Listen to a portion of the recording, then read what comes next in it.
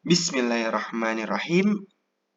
Halo teman-teman semua, balik lagi di channel aku. Nah, kali ini kita bakal ngebahas soal UTS Kalkulus 1 tentang fungsi, ya.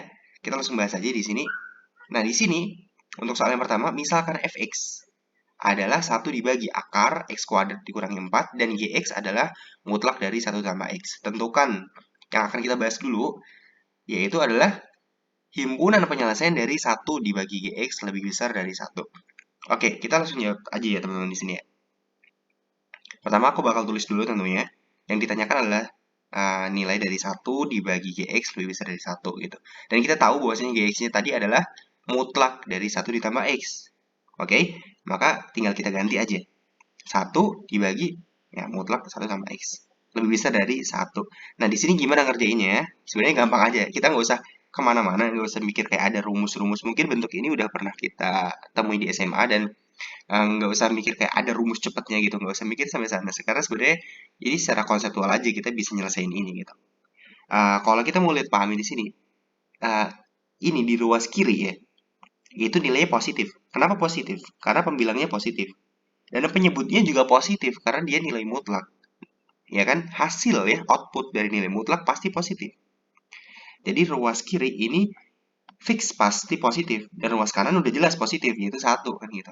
Maka kita bisa nih sebenarnya kita pindah buat apa namanya ya? Kali silang ya. Kita pindah pindah ini ke kanan gitu ya atau dengan bahasa yang paling benar ya sebenarnya kita kalikan kedua ruas dengan ini mutlak satu tambah x supaya nanti ini kebagi gitu.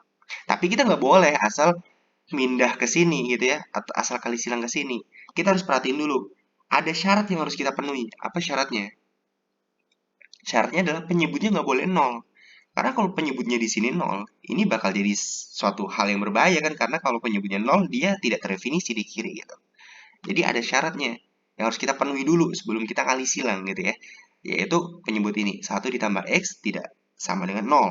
Nggak boleh nol, maka x-nya nggak boleh sama dengan negatif satu. Ini adalah syarat yang harus kita ikutin terus ya teman-teman ya.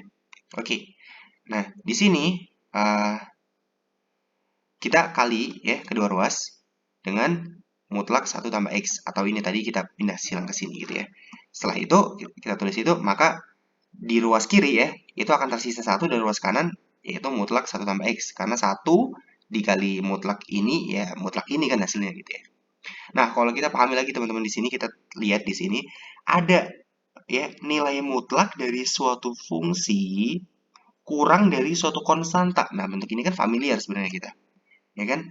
Ingat, jika ya ada nilai mutlak dari suatu fungsi kurang dari konstanta, maka fungsi itu ya kan nilainya akan terletak di antara negatif dari konstanta itu sampai konstanta itu sendiri. Oke? Aku ulangin ya. Jika ya suatu fungsi di sini fx dia dimutlakkan dan dia kurang dari c, maka nilai dari fx itu dia akan ada di antara ini dan ini tentunya bakal bisa kita pahami kalau kita bahas lebih lanjut ya. Tapi ini adalah definisi yang biasa kita tahu dan pasti di kuliah juga udah dijelasin tentang ini gitu. Oke, dan kita lanjut aja di sini. Karena kita udah tahu ya definisi ini dan ini familiar banget dengan kita, maka kita bakal tuliskan di sini ya. Di sini kita tahu ya mutlak dari fungsi ini konteksnya fx di sini adalah satu tambah x dan konstantanya adalah satu.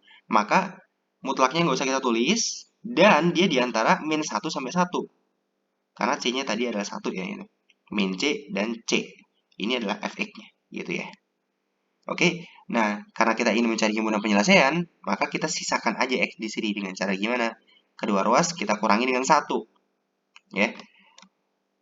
Jadi nanti satu kalau dikurangi dengan min satu, ya maka ininya hilang, tinggal sisa x doang. Min satu dikurangi min satu, min dua, satu dikurangi satu, nol gitu ya.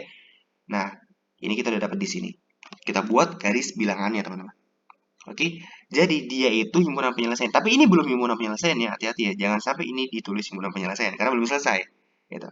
Nah, berarti nilainya itu berada di antara min 2 sampai 0. Ya, min 2 sampai 0. Gitu. Ingat di sini, ini lihat simbolnya ya teman-teman. Ini simbol kurang dari. Ya, bukan kurang dari sama dengan. Itu sesuatu yang berbeda ya. Kalau dia kurang dari sama dengan, maka kita boleh nulis kayak gini ya. Kita arsir semua. Tapi ini kurang dari aja. Karena kalau kurang dari aja, maka kita harus kasih buletan di sini. Buletan kosong. Yang menunjukkan bahwasanya si min 2 ini nggak boleh ikut. Sama si nolnya juga nggak boleh ikut. Oke? Gitu.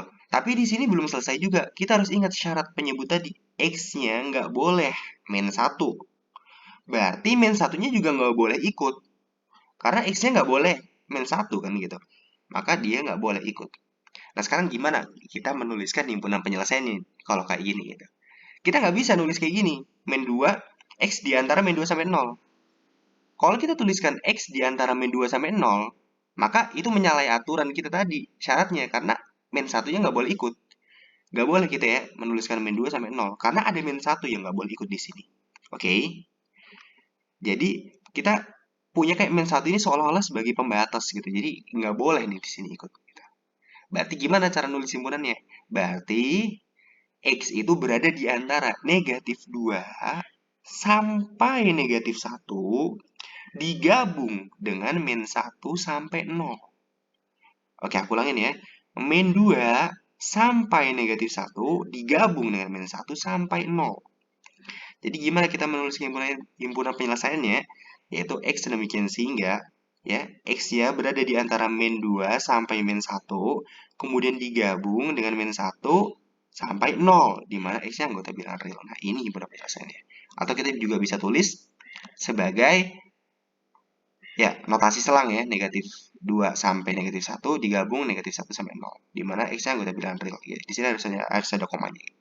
Oke, mungkin itu aja dari video aku. Di next video kita bakal bahas soal nomor B dan C. Oke.